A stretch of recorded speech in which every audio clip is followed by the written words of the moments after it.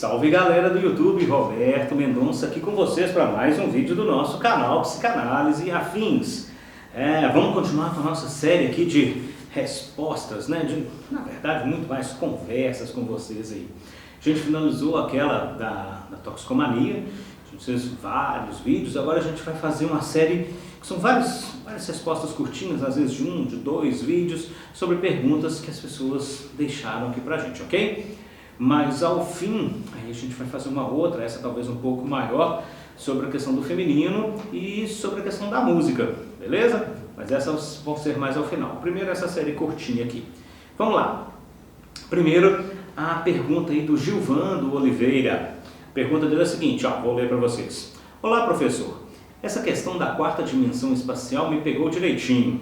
Não é imagem fácil de compreender e integrar cognitivamente em nossa mente, digamos, tridimensional. Fico me perguntando se a psicanálise lacaniana tratou desse conceito intuitivo quadridimensional em algum momento de sua estruturação teórica ou clínica, e se a noção de quarta dimensão passaria de alguma forma pelo conceito de real lacaniano. Essa é a pergunta do Gilvando Oliveira. Então vamos lá, Gilvando, bacana. A quarta dimensão, ela é algo muito complexo de se falar, sobretudo porque a gente intui tudo em 3 dimensões, como você disse. A gente tem uma mente tridimensional, a gente vive num mundo físico tridimensional, ok?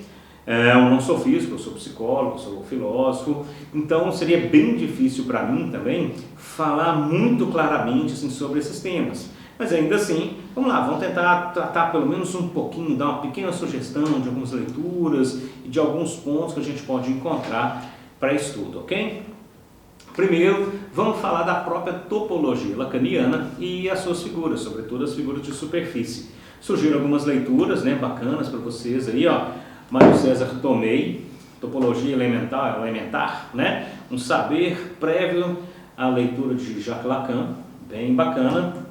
E esse de um professor muito bacana que eu tive, Pablo Amster. Essa é a versão em português, Notas Matemáticas para ler Lacan.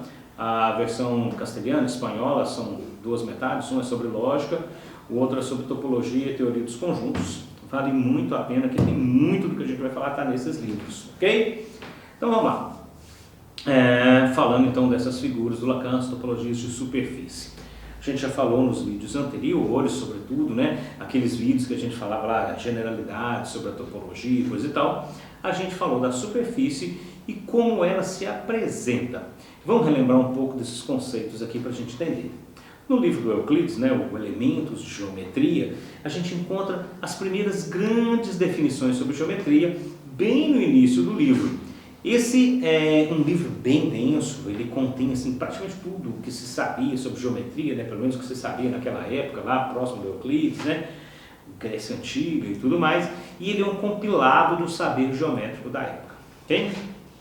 Como ele é escrito de forma axiomática, pelo menos essa é a maneira que a gente coloca hoje, a gente chama de forma axiomática, mas a gente diria originalmente que ele é escrito de forma geométrica, ele segue assim, de postulados bem iniciais, que não conseguem ser provados, por isso que ele é um postulado, aquilo que eu peço que você acredite, ainda que seja sem comprovação, e a partir desses postulados eu vou deduzindo todo o restante. Então todo o livro Elementos de Geometria do Euclides foi escrito assim.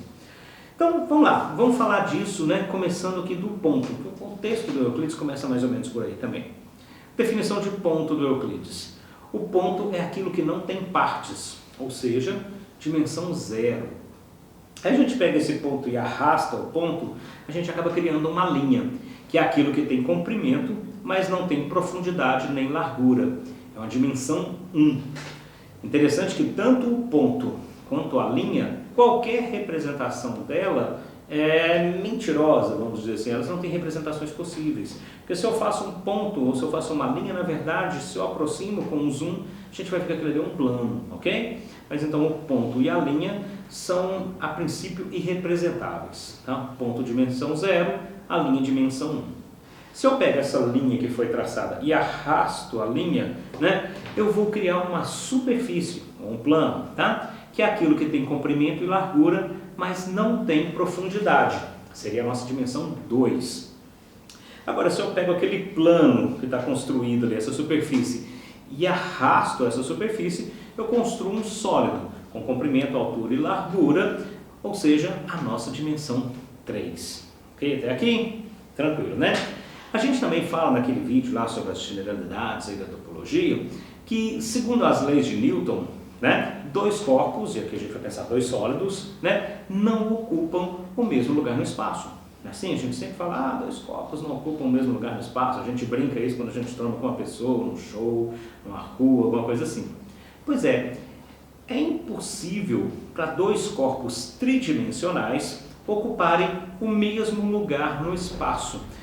Isso vai estar como partes extra partes, né? Como está escrito lá no Newton. E a gente vai falar da impenetrabilidade dos corpos, tá? Um livro aqui não pode adentrar o outro livro, ok? Partes extra partes.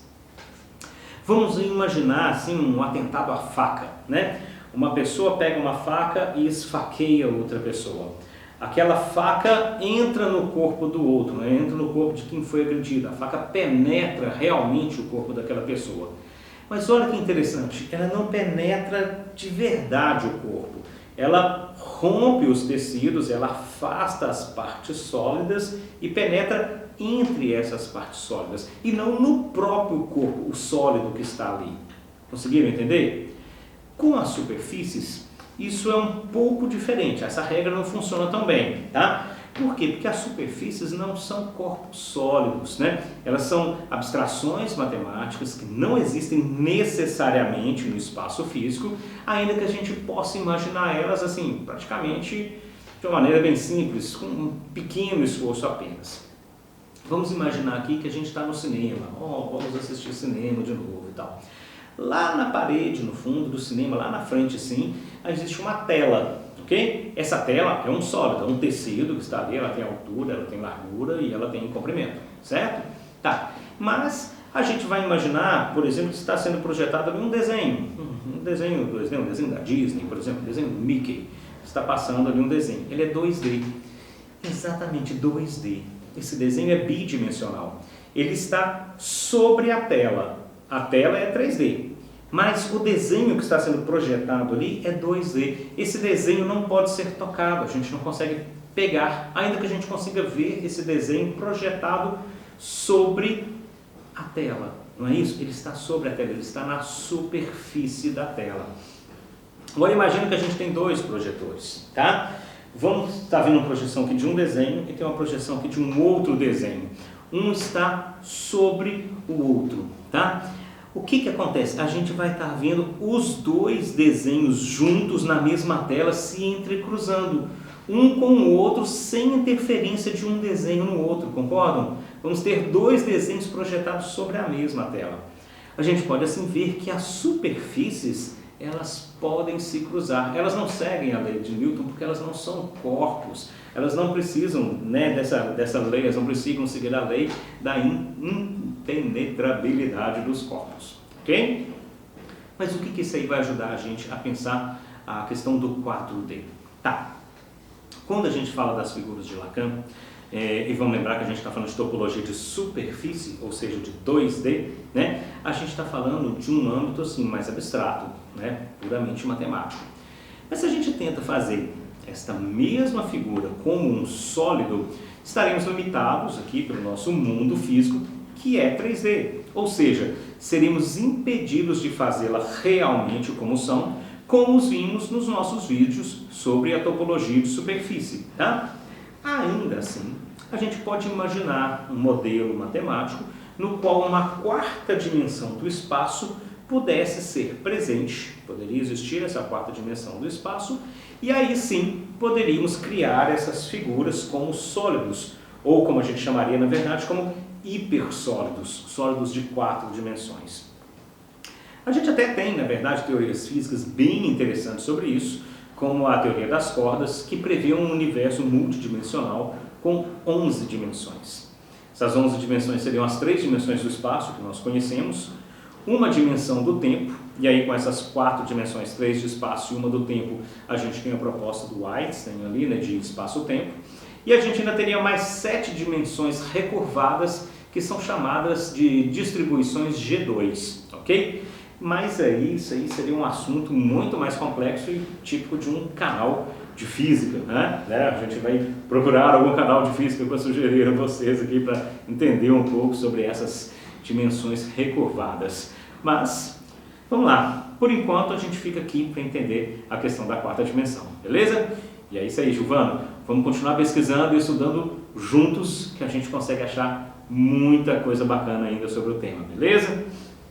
Não trouxe aqui, tem mais um livro que eu deveria ter trazido para mostrar para vocês, que é do Alfredo Edelstein, A Topologia na Clínica Lacaniana. Muito bacana, muito interessante. Um outro vídeo eu trago para mostrar para vocês, que é um texto bacana do Edelstein que vai falar justamente do uso da topologia na clínica mesmo em Lacan. Muito bacana, vale muito a pena. Vamos lá, né? Para finalizar, nossos pedidos de sempre. Aquele joinha, curtida do canal, se inscreve no canal, estamos aí aproximando dos nossos 1000 seguidores, que bacana, agradecer a todo mundo aí essa confiança que estão deixando aqui pra gente, é muito bacana ver vocês aí, poder discutir com vocês todos esses assuntos, muito legal. Se inscreve no canal também, toda sexta à tarde vocês vão receber aí a notificação, opa, tem vídeo novo no canal, né, pra gente poder ir acompanhando.